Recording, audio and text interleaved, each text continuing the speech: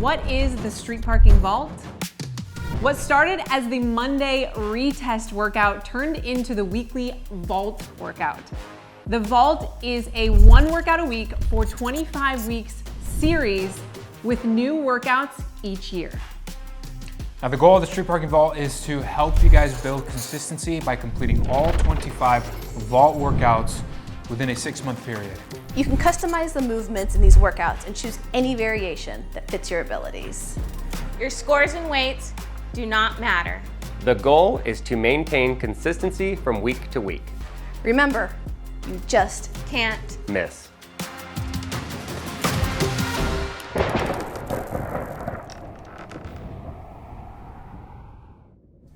Yeah, it looks like spoofs are postponed once again. I know you guys will understand.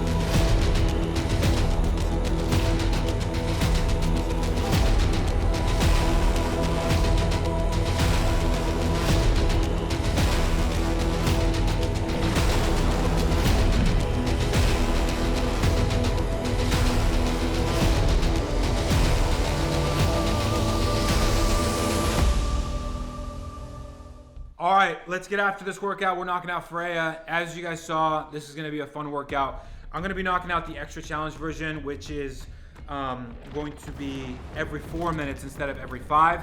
I'm going double dumbbell snatch with the 40s. I honestly don't think it's necessary to go heavier, so for those glory dazers out there, just stick to 40s. Believe me when I say this, okay? I'm gonna be going the bike version, so I guess program C, and then the 16 pull-ups. Brittany's gonna be doing barbell version every 5 minutes. And she's going to be doing the inverted ring rows instead of the pull-ups, which works really well for her to keep the intensity high for her abilities. So after this workout, don't forget to stick around because I'm going to be giving you guys closeout tips. And for any more breakdown of it, just make sure you guys visit my.streetparking.com. Let's do this. All right, they're getting ready. Julian's amped about the playlist. And they're off. And here we go. Freya. What is Freya? What's the full workout, Jeb? So the full workout is every 5 minutes for 20 minutes. That means you're doing 4 rounds of 16 pull-ups, a 400-meter run, or you've got a biker row, which you see Julian doing, and then 12 double dumbbell snatches or barbell power snatches. Heck yeah, that sounds like a lot of fun, except for also not. Except for the pull-ups and the running and the snatching and the... No, it's going to be great. Yeah, sure. Yeah. I honestly, I'm not going to lie to you, though, I hate a double dumbbell snatch. I can sympathize with you and empathize and all those thighs. All those thighs. That didn't come out right at all. No. I'm pretty good at that.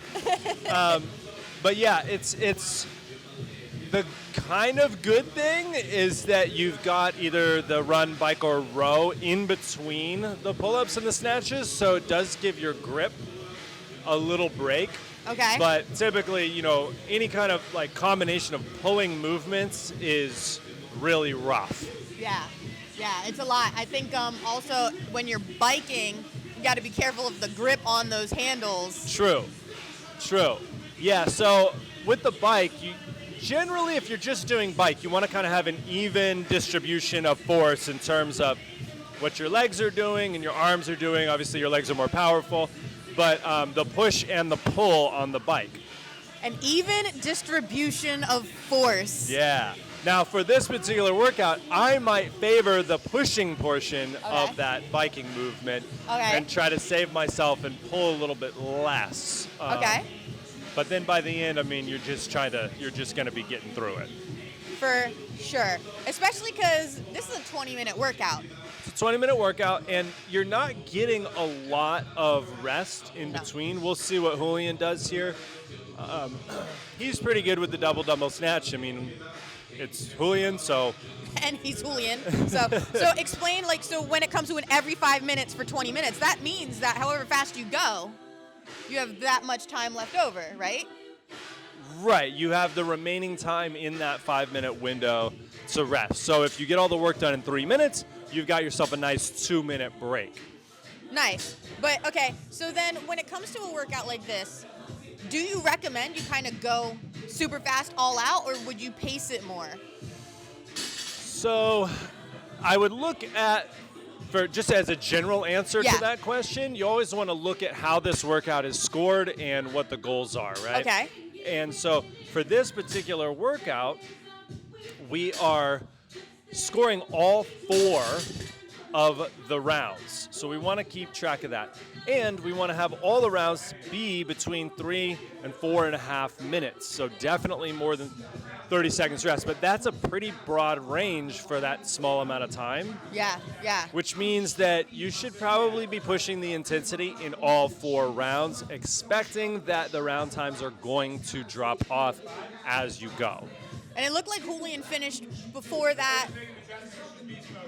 Oh, Brittany's going up in weight. Oh, wow. Oh, snap. Brittany is increasing her weight on the snatches here. She's going to pop, looks like 5s on either side of it. So she's going from 55 pounds to 65 pounds, which is still within that recommended weight range.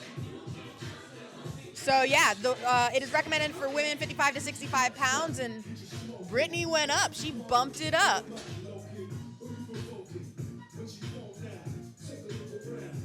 I believe Julian is He's going extra challenge, which is every 4 minutes. right. So Julian's actually going to be doing 5 rounds of this. Exactly. So for this one, the extra challenge isn't necessarily more weight or more reps. It's just shortening that time span that you get to complete the work in. Right. So I would say only go extra challenge. Obviously, if you're doing... If you're Julian. Only go extra challenge if your name is Julian Alcareta. Right. But, I mean, certainly your rounds need to be under 4 minutes, but I would say they should be under 3.5 minutes, and probably in that first round, closer to 3 minutes. Yeah, and that makes sense. He was under 3 minutes. Brittany finished in just about 3 minutes. I think it was like the beginning of 3 minutes, which I think is why she went up in weight. Yeah. I think it's also a really great choice that you can see she has gone with the inverted row over the pull-up. Yes. And that's going to allow her, like Julian was saying at the beginning, to keep the intensity high and sort of maintain what the intention was behind this workout. Yeah, so Brittany's doing kind of like a combo platter on this workout because the shift version for today is 3 sets. Each set is 2 rounds of 12 inverted row, a minute of continuous movement, 12 kettlebell overhead swings, and then resting 1 minute between sets. So she's taken a movement from shift and kind of inserted it into her version of the workout, which is a great option for someone who is trying to do a little bit of both. Maybe you're not a shifter. Maybe you're not a program A or a program B. You're a little bit of both. Right. Yeah, I think I'm really glad that she has chosen to do that, and it allows us to just show you guys how you can do that. If you are sort of in the shift world and dabbling occasionally in a program A or B or whatever, you can look at the different versions of the workout and you can sort of mix and match a little bit, especially when it comes to pull-ups and inverted rows. Bring those over. If pull-ups are the only thing that are preventing you from doing a program A or B or C version of this, then go with the inverted rows. And don't sleep on those inverted rows, guys. No way. Inverted rows can be more challenging than a pull-up depending on the angle that you're at. It is a little bit of a different pull in terms of angle, but it's very challenging. It's very challenging, and you'll see if we pay attention as this workout progresses how Brittany ends up breaking the reps, because the inverted row feels way easier at the beginning. Yeah. And then they fall off really fast. They go from being like, oh, I could do this all day to like, oh my gosh, this is impossible. Yeah, and I have yet to learn my lesson with inverted rows. I always start out, I'm like, I'm gonna beast out all 12 of these. I'm so badass. Right. And then next thing you know, I'm like 3 rounds in, I'm like, okay, we're cutting these down to groups of 3. Got it. Right. Yeah, so if you are doing inverted rows, break those up early, and this goes for the pull-ups too, really. Yeah. If you can do 16 in a row, Oh. awesome, but I would advise against doing that because you want to save yourself and be able to have some longevity in this Longevity. workout. I almost said workity. This playlist is getting to me. I'm loving this playlist right now. I'm not gonna lie. I'm glad that we are listening to this right now. It's a little distracting for me. I want to just dance back here, but it's okay. It's okay. I'll ignore that and try to pay attention to my job. There you go. That's always a good idea. Speaking of paying attention to the job at hand, this workout is Freya. Who is Freya, Jeb? So Freya is a member of the Vanir tribe of deities. She lives with the Aesir, which is the Odins and the Thors. The gods and junk. Yeah. And she's associated with beauty, love, and fertility. Okay. And so that makes sense. Between the two of them, these guys have 6 kids. Yeah, I think we got the fertility element. They both got that fertility on lock. For sure. And now I can't quite remember if Freya is the one in the stories that with the hair, or was that? No, that's Thor's wife. Freya is just one of the gods that is just known for her beauty. She's bourgeois. But bad things are always happening to Freya. Yeah, so poor Freya, because she's just like, she's seen as this gorgeous god, and they don't talk about her personality much, which I think is rude. But it is. Yeah, people are often after Freya. I mean, there's ogres and stuff who try to marry her. And, That's right. There's people all over the place trying to get Freya's hand in marriage. And it's like, can't we just talk more about just Freya's inspiring nature in general? She's pretty dope. Let's talk about her ability to love. Right? Yeah. And they're like trying to trade her for things. They tried to trade her for Thor's hammer one time. Right. She was like, I really need that hammer. Freya, Freya's can you go great marry this guy so I can get my hammer back? And Freya's like, bro, I'm not into that. You're going to have to fix that. You're going to have to pretend to be me, put on a dress, and get it back your own self. You're the one that got drunk and lost your hammer, buddy. Exactly. So I have mad respect for Freya in that way, and that's just like, nah, you do it. Absolutely. As I also have mad respect for this workout, and you should too. If you don't respect it, you will be punished. You will be not happy at the end of this one. Yes. It looks like they're doing pretty good though. You see a little bit of the cranky face. They're definitely working hard, but they are working consistently. They're getting through this one. I have to be honest, I'm not exactly looking forward to this one. I don't yet know what version I'm going to do, although I do think whatever version I end up with, I'm probably going to substitute those double dumbbell snatch for a sandbag ground to overhead. Oh yeah, that's a great option. You always can use your sandbag and bust out the fun toys for that. I love the sandbag ground to overhead. I love the barbell power snatch. I think those are great options. Sometimes I think it's good to eat your vegetables, in a manner of speaking, and if you don't like double dumbbell snatches, you can give them a shot. But I would say for anyone that's doing the dumbbell version of this, it's really important that you don't rush those dumbbell snatches and get sloppy, especially on the way down. Yeah. It's not good to ride those dumbbells down to the floor and let your shoulders drop below your hips and round out your back and that kind of thing. You want to have control. So when you're doing the double dumbbell snatch, definitely bring the dumbbells to your shoulders, then down below the hips, and then lower down, so you're in a good setup position and you keep your low back from blowing up in the workout and from having any issues after that. Yeah, and when it comes to the double dumbbell snatch, that is one of the main reasons why I'm going to go with a sandbag instead, is I want to be able to drop it from the top and not risk my back blowing up by the end of it. Yes. Is a double dumbbell snatch something I should probably work on more often? Yes. But I think for me, it's something I should work on not in the middle of a workout. Correct. Yes. Yeah. I've made that mistake before, and I'm finally starting to learn some of my lessons. So Brittany is out on her run right now. Julian has started his next round with his kipping pull-ups. And when it comes to this one, what do you think are some good? We see Brittany with an inverted row. Julian is doing a butterfly pull-up. What are some other options for the pull-ups? So, I mean, you've always got your strict pull-up, and if you do strict pull-ups, you're going to reduce the reps. Now, there's the traditional kipping style pull-up, and you could also do a banded pull-up. Now, Love a good banded pull-up. Yeah, the band is good. With the band, you want to make sure that you are not bouncing Yeah. in the band. Some Not like folks, slingshotting yourself yeah, around. don't slingshot yourself up over the bar. And be really careful if you're kipping with the band, because you don't want that thing to snap back in your face or anything like that. So I personally recommend a strict banded, but you do what works for you and what you can do safely.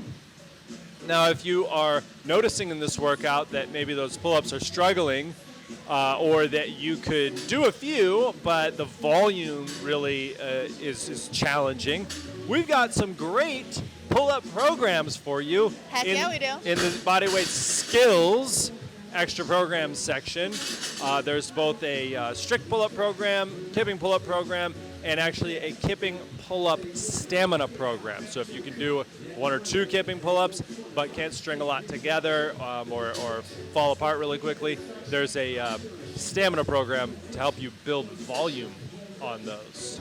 So not only is this a great workout, but it might expose some things for you to work on. 100%. There's the pull-up program is one of those programs that I think people could see the most benefit from. The pull-up program, the push-up program, and I also feel like the endurance program. Those are 3 of those programs that you can go from 0 to 100 by the end of it. Yeah. And you could use an endurance program in this one. This would help your biking, like Julian's doing back there. You're running. Absolutely, yeah. Like and Brittany's doing, even though she's not looking too happy about it. Brittany is already over this workout right now. And I don't know if you caught earlier, Julian shout out the Bike Waves program too. If you want to heck work yeah. specifically on the bike, the Bike Waves program is awesome. Bike waves will let you know, you get familiar with your bike. Exactly, you learn pacing. You learn what RPMs you can maintain, how long you can maintain them for, what your general caloric output is going to be based off of different RPMs. Output. Things like that. I got all the big expressions today. You were just ripping them left and right. I'm like, oh, okay, caloric output. I'm like, you can go fast, more long. Do calories. You go fast for a long time. So Yeah, Julian no. he's got 1 more round. He's already completed 4 rounds. Brittany is beginning her 4th round. Oh my, she is not enjoying this last round here. That's all right. We are almost done. So you can see she's broken up the inverted rows a lot more, and they're much more of an effort at this point in the workout than they were earlier. 100%. I'm sure she's glad it's almost over. She did say going into this workout she's nervous, but on the upside, she was happy that she was doing the barbell version and not the dumbbell version. Yes. And what I like about what Brittany's doing, she's staying in the fight here. She's not changing the angle of her body that she started with. Yeah. And I would challenge you guys to do that. She's a fighter for sure. Obviously, if inverted rows are totally falling apart, all you got to do is move your feet back a little bit, change that angle to more upright, and then they will be easier. But stay in the fight for a little bit before you make the decision to do that. Yeah, don't go easier from the beginning, and don't shortchange yourself on this workout for sure. No short change. Julian said going into this workout he is not excited because he knows he can do it, but it's gonna hurt, and he's gonna have to mentally check in to pace it properly. I feel like he's done a great job of pacing it throughout this workout. Yeah, I mean, that's his jam. The ones where he's like, I'm not looking forward to it because I Yeah. know how much it's going to hurt. Those are the ones where he is able to dig in and make it hurt. And, I mean, he likes that. Yes. He really does. He does. He likes at the end of the workout if it has absolutely crushed him. Yeah. Period. End of sentence. Period. End of sentence. On to the next Those sentence. are the facts. Nothing but the facts. So Julian, this is his last time on the bike, yeah? This is his last time on the bike. You can see he's still maintaining a pretty good pace. Obviously a little more labored at this point, but I think he's going at a good clip. He's doing just fine. Extra challenge was absolutely the right choice for Julian today. 100%. And if you're choosing the bike version today, if you're using an assault bike, you're looking at either 30 calories or 22 calories on the bike. If you decide to go with the row, you're looking at 36 calories or 26 calories on the row. Oh man. Yeah. Wrapping up that bike now. It's looking rough. It's looking rough. He's checking out the clock enjoying right now. himself. He is not enjoying himself at all. Yeah. This is my favorite part of commenting on stuff like this, though, is just watching people's faces Yeah. as it really starts to stink. Yeah. Okay, here comes Brittany coming in for her final set of snatches. Final set A little under 2 minutes to go. She should with be the absolutely increased fine. weight. Yeah, adding the weight was, I think, a good choice for her. I'm really impressed that she did that. I don't know that it was 100% her choice. I think Julian might have whispered a little He something may have. forward like, let's put 10 more pounds on that. Right. Maybe. Good choice somewhere, nonetheless. Yeah, definitely a good choice. I 100% would have pretended I couldn't hear him. I'm sorry, this bomb music is too loud. Can't hear you, Julian. We'll talk after the workout. What? Huh? I'm What? sorry. Sorry, I gotta go again. All right, home stretch for both of them here. Julian's really just holding on to those dumbbells. Ooh. All right, finished right around the night, just a little Nice. under the 19-minute mark. I'll say 18:58.5. Yeah, I like it. Brittany powering through these last couple of reps here. All right, just a handful to go. All right. That was it, 19:21 for Brittany. So all in all, I would say good choice for her to go up in weight. Good choice for Julian to go with the extra challenge, which remember is instead of every 5 minutes, he's going every 4 minutes. So it increases total rounds by 1. Yeah, absolutely. And, they all kept it in the goal range, and that's what we want. So just because you could do a sub 3 minute round doesn't mean that you should just do all your rounds sub 3 minutes. It means that you should probably go extra challenge. Makes sense. And do an extra round. Let's see what kind of tips Julian has for us here on Freya. All right, so extra challenge was appropriate. I think the running portion, you're gonna have to be very aware that if you go too hard, it's gonna make the closeout section pretty rough. And then your recovery, that 1 minute, I was getting like a minute 15, and I approached the first couple rounds very conservatively, which I'm glad I did because round 4 and 5 really hurt. So that's gonna apply because I saw Brittany as well on the last couple rounds is when she was starting to have to push a little extra and it gets challenging. So don't fall into the trap of going too fast the first couple rounds to get excited about all that recovery you get because it's really gonna get you on the 3rd round. So whether you're doing the extra challenge or not. Brittany made a good adjustment after round 1, given how much recovery she was getting.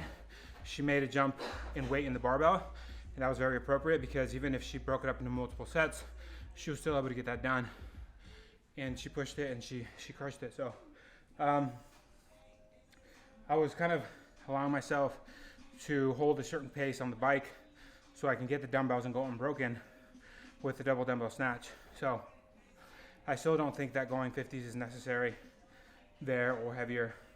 Just go harder on the bike because my legs were super taxed. The pull-ups, break those up in appropriate sets. Don't let that be where the sticking point is. It's the runs or bike or row and the closeout. So just keep that in mind. Modify the workout to your ability. That's it. Have fun with this one.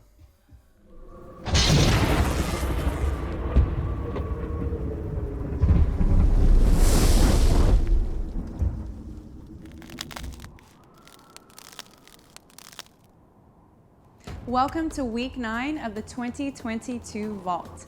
This week we are taking on Freya. The shift version of this workout is 3 sets. Each set is 2 rounds of 12 inverted rows, followed by 1 minute of continuous movement, and then 12 kettlebell overhead swings. You'll rest for 1 minute between each set.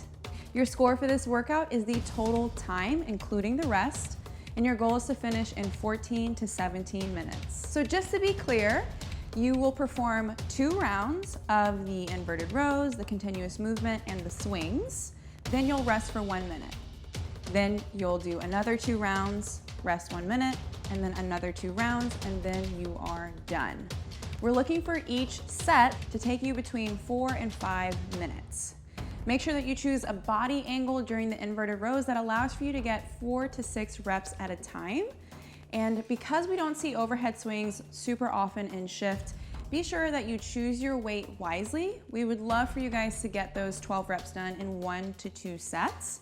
And just remember, to get that kettlebell overhead really just requires more oomph from your legs and hips when the kettlebell's in the bottom position. So don't think so much that you're trying to pull it up with your arms, you're really just trying to catapult it from your lower body. If you find that you're not able to get it overhead safely or comfortably, just get it as high as you can, even if that means just going to eye level today. If you'd like to see more detailed demos of the movements in today's workout, go ahead and swipe left. And if you need to see customization options to make it work for you, tap on the customizations button down below.